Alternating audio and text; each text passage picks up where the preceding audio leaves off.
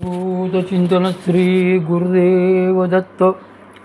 सर्व माझ्या सद्गुरू बंधू भगिनींना आपण जो हा उपक्रम मी सुरू केला आहे की तो महासुखाचा निवदा पावे या परमपूज्य सौ शकुंतलाताई आपटे या पुस्तकातून आपण पाहत आहोत. मध्यंतरी माझी तब्येतच बरी नसल्याने बराच विलंब होत आहे, क्षमा असावी. आज आपण अस्तित्वच सुखमय असते याच्याबद्दल इथूनच ना काही अस्तित्व सुखमय कसे असते ते पाहिले आणि आज आपल्याला भगवत दर्शनाचा बोध हे पाहायचं आहे. तर परमपूज्य श्री अंबुराव महाराज नावाचे एक थोर संत चिमर संप्रदायात होऊन गेले. परमपूज्य श्री भाऊसाहेब महाराज उमदीकर हे त्यांचे सद्गुरू होते. ही सर्व संत मंडळी फार पोहोचलेली होती. एके दिवशी श्री अंबुराज महाराज आपल्या सद्गुरूंकडे म्हणजे श्री भाऊसाहेब महाराजांकडे गेले आणि त्यांना म्हणाले की महाराज, मी पहाटे 4 वाजता ध्यानाला बसतो. त्यानंतर दिवसभर मला काहीही काम नसते, तेव्हा मला काहीतरी काम द्यावे. श्री भाऊसाहेब महाराजांनी त्यांना त्यावर विचारले की काय देऊ तुला, व्यवहार देऊ काय? तर श्री अंबुराव महाराज म्हणाले की व्यवहार नको, आपण मला नामच द्यावे. ते ऐकल्यावर श्री भाऊसाहेब महाराज म्हणाले, बरे घे, आजपासून तू अमुक अमुक नाम घेत जा.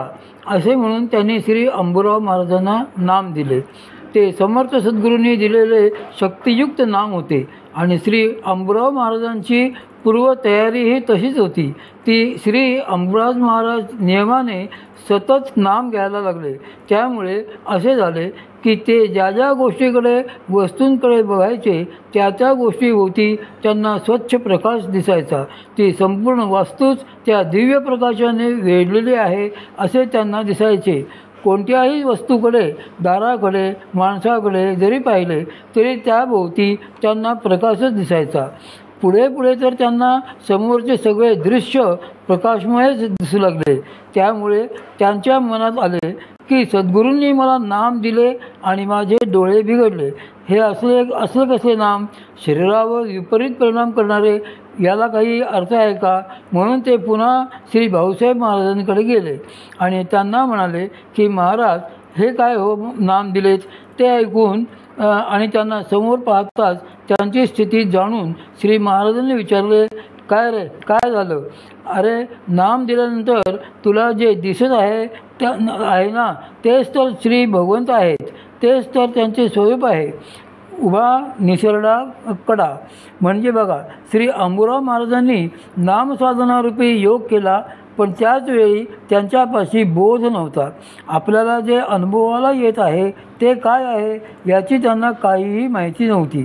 त्यामुळे साधनेत काय चालले आहे हे कळत नव्हते. नुसताच प्रकाश दिसत होता, पण तो प्रकाश काय आहे हे समजण्याकरता बोध झालेला नव्हता. योगाची अनुभूती कळायलाही बोधाची युक्ती लागते.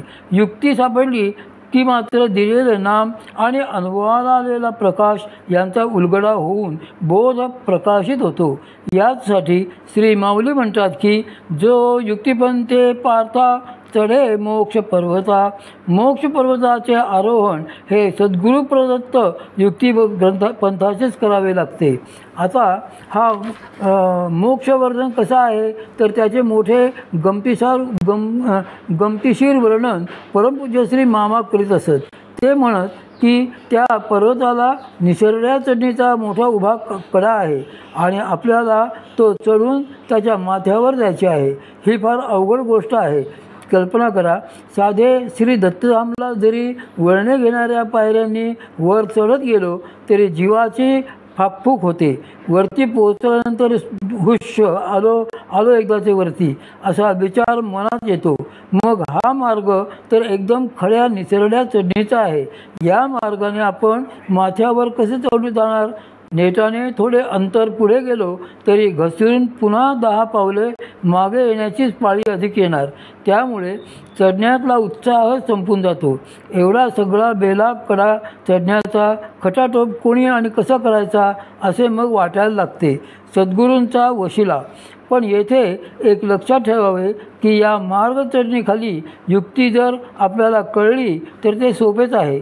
यातली एक युक्ती अशी आहे की जेथे आपण पर्वतमाथ्यावर चढायचे नसते तर आपले सद्गुरूच आपल्याला चढवणार असतात. हे जर का नीट समजले तर सगळ्याच गोष्टी सहज सोप्या होतील. मग आपण तो मोक्ष पर्वत कधी चढलो हे देखील कळणार नाही. या पंथराजात आपण फक्त साधनेला बसायचे असते, तेही नियमाने आणि प्रेमाने. परमपूज्य श्री मामा म्हणत की जर आपण सद्गुरूंचा हात मध्येच सोडला नाही आणि साधनही सोडले नाही तर ते अनायासे आपल्याला मोक्ष पर्वतावर नेऊन पोचवतात, जिथे या मार्गाचे प्रवर्तक महेश म्हणजे भगवान श्री शिव बसलेले आहेत. त्यांच्यापर्यंत श्री सद्गुरू आपल्याला अनायासे घेऊन जातात. त्यांचे वशिले शेवटपर्यंत असतात. त्यामुळे ते मधल्या प्रत्येक द्वारपालाला सांगतात की अहो, हे माझेच लेकरू आहे, त्याला सोडा.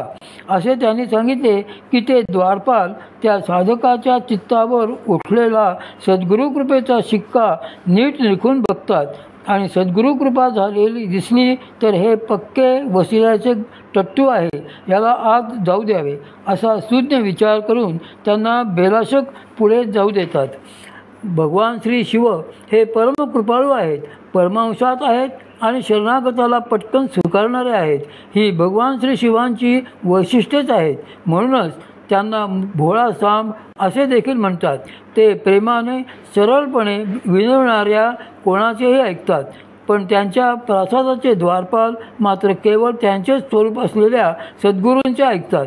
साधक हा जर खरा सद्गुरू भक्त असेल तरच ते त्याला पुढे सोडतात, नाहीतर नाही. सिद्धी देवतेला आज्ञा. सद्गुरू श्री माऊली पुढे सांगतात की यो एराव योगस्थिती जया सांडे तो वायाचे गाव हव्यासी पडे परी प्राप्ती कही न घडे संन्यासाची. ज्याला संन्यासाची प्राप्ती व्हायला हवी असेल त्याने आपली योगनिष्ठा साधननिष्ठा खंडू न देता या मार्गाची वाटचाल करीत सगळे लौकिक अलौकिक हव्यास सोडले पाहिजेत. परमार्थ वाटचालीत ज्या सिद्धी समोर येतील त्यांचा फंद सोडला पाहिजे. मात्र अशा प्राप्त झालेल्या सिद्धी सोडून देणे देखील वाटते तितके सोपे नसते. जीवाला त्यांचेही मोठे आकर्षण असते. परमपूज्य सद्गुरू श्री योगीराज श्री वाद गुळवणी महाराजांकडे एकदा एक तरुण आला आणि त्याने त्यांच्या भविष्यसिद्धीच्या जोरावर श्री महाराजांना सांगितले की आपण देह ठेवते वेळी आपल्यावर विषप्रयोग होईल, तरी आपण काळजी घ्यावी. काळजी घेतल्यास मात्र आपल्याला बरेच आयुष्य लाभेल. त्याचे ते आगाऊपणाचे बोलणे ऐकून सर्वज्ञ श्री महाराज गालात हसले आणि त्याला म्हणाले की बरेच काही कळते वाटते आपल्याला. त्यावर तो तरुण अभिमानाने म्हणाला, जे काही मला दिसते आहे तेच मी आपणास सांगत आहे. त्यावर परत हसून श्री महाराज चांगले आहे असे म्हणाले आणि त्याचवेळी त्यांनी त्या तरुणाच्या सिद्धीला म्हणजे त्या सिद्धीच्या देवतेला असे सांगितले की तुम्ही बाहेर व्हा, एक शब्दही याच्याशी बोलू नका. त्यांच्या आज्ञेप्रमाणे ती सिद्धीची देवता त्वरित बाहेर गेल्यावर श्री महाराजांनी त्या तरुणाला शांतपणे म्हटले की हं, आता बोल. त्यावेळी मात्र त्या तरुणाला अजिबात काही सांगता येईना. श्री महाराजांच्या आज्ञेवरून सिद्धीची देवता बाहेर निघून गेल्यामुळे त्याची फारच पंचायत झाली. त्याला काहीच सुचेना. सिद्धी परत दिली. तो तरुण त्यावेळी जेमतेम 18-20 वर्षाचा होता. तो असा हताश होऊन निमूटपणे बसलेला पाहून श्री महाराज शांतपणे त्याला म्हणाले की कशासाठी तू हे सगळे खेळ मांडले आहेस. त्यावर तो तरुण म्हणाला, पण का फायदा घेऊ नये याचा.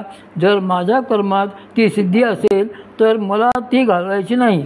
माझी इच्छा जर त्या सिद्धीचा वापर करण्याची आहे तर आपण ती का नाहीशी केली. कृपया आपण ती सिद्धी मला परत द्यावी.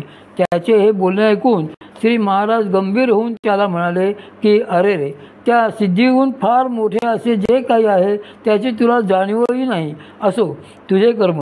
उद्या तू पुन्हा याच वेळी यावर नीट विचार करून ये. तुझ्या मागणीनुसार मी तुला तुझी सिद्धी परत देईन. त्यावर ठीक आहे असे म्हणून तो तरुण आपल्या घरी परत गेला. दुसऱ्या दिवशी तो श्री महाराजांकडे परत आला. श्री महाराज त्याला म्हणाले, 2 मिनिटे डोळे मिटून बैस, म्हणजे तुझी सिद्धी तुला परत देतो. आम्हाला तिची काही गरज नाही. त्यावर तो तरुण चाचरत म्हणाला, महाराज थोडे थांबावे. मी काल खूप विचार केला. घरातल्या सगळ्या वडीलधाऱ्या मंडळींशीही बोललो.